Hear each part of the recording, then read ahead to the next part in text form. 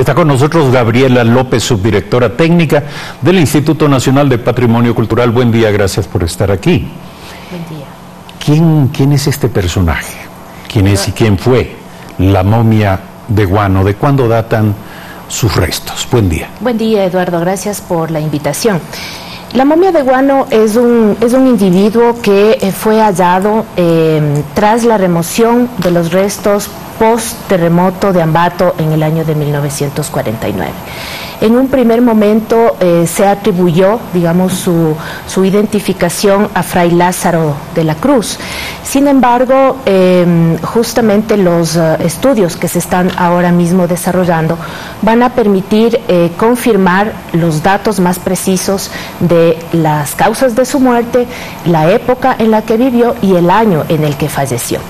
Se considera a la momia de Guano como una momificación atípica encontrada. ¿Por qué? Primero porque la sepultura misma también se considera atípica, es decir, que es un entierro en una cavidad de una pared, que no tiene un ataúd que cubra su cuerpo y tampoco tiene elementos religiosos que podrían haber acompañado, digamos, al posible fraile. Es decir, ¿qué clase de superficie acogió sus restos como para permitir su momificación? Directamente los elementos constructivos del edificio del convento de la Asunción, que corresponden justamente a una superficie en la que luego se cerró con un material de cal. Y eso justamente permitió y que hoy consideremos eso como una momificación natural, es decir, por los propios elementos. ¿Se puede calcular la edad?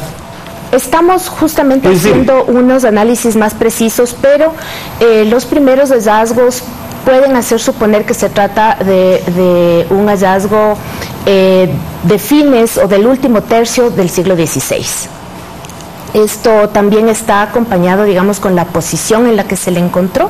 Es una posición de cúbito dorsal, es decir, que está en posición de boca arriba, con la cabeza semi-inclinada y con los brazos cruzados, además del uso de la vestimenta, que también es un elemento que está en análisis para poder cotejar las hipótesis que se han venido manejando. ¿Y esto qué puede significar? Es decir, la posición de su cuerpo. Justamente son, digamos, aspectos que tienen que cruzarse con unos estudios etnohistóricos, históricos, para determinar cuáles han sido también las prácticas funerarias en ese periodo de tiempo. Cuando le preguntaba por la edad, la curiosidad iba por cuáles habrían sido las causas de la muerte y a qué edad falleció. Los primeros análisis, y esto siempre hablando de hipótesis, podrían determinar que es un individuo que más o menos falleció entre los 60 años de edad. Y la causa, digamos, que ha sido anunciada ahora mismo por el científico francés Philippe Charlier, determina que pudo haber una fístula en su mentón que luego causó una infección más amplia, primeramente en la cavidad bucal, y luego pudo haberse extendido a otras partes del cuerpo, incluido el cerebro. Esa posiblemente es la causa directa de la muerte, pero además los otros hallazgos también permiten inferir que este individuo tuvo otras enfermedades como la poliartritis reumática. Bueno, en aquellos años llegar a los 60 años era bastante. Así es. Entonces, y lo más importante de esta segunda condición médica es que aparentemente la enfermedad es originaria de América y posiblemente esta migró hacia Europa. Entonces estamos hablando de un individuo que podría permitir hacer unos análisis más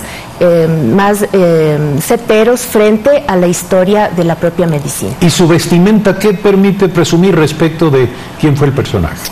La vestimenta está en análisis. Lo que estamos haciendo justamente es se hizo más bien dicho un muestreo de los textiles para determinar primero las tecnologías de producción, luego los tipos de puntada y los materiales que se originaron para determinar la temporalidad y el tipo de vestimenta.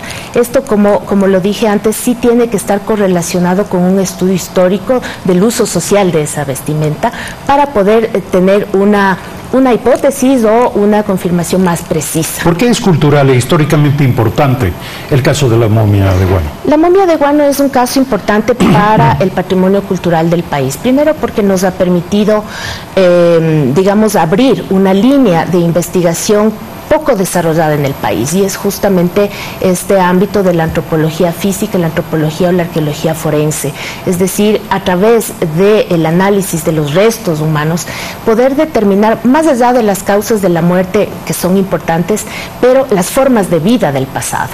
Eso justamente es lo que el Instituto está ahora mismo abocado a fortalecer, para poder tener una perspectiva mucho más amplia e integral de la realidad y del pasado nacional.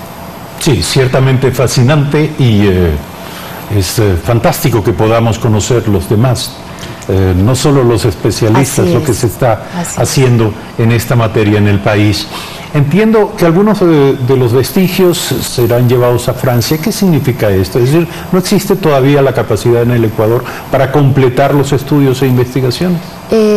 Así es, Eduardo. ¿En qué materias, digamos, requerimos el apoyo y la cooperación? Justamente, primero decir que los pequeños fragmentos que se llevaron son esos, son mínimas muestras que no causaron ningún tipo de invasión a la conservación misma de la momia, y tienen que ver con análisis de carbono 14, ADN y unos análisis toxicológicos, los cuales se van a realizar en Francia. ¿Necesariamente tienen que llevarse a cabo en laboratorios? No tenemos, al menos acá en el propio instituto, en otro laboratorio, justamente este tipo de análisis.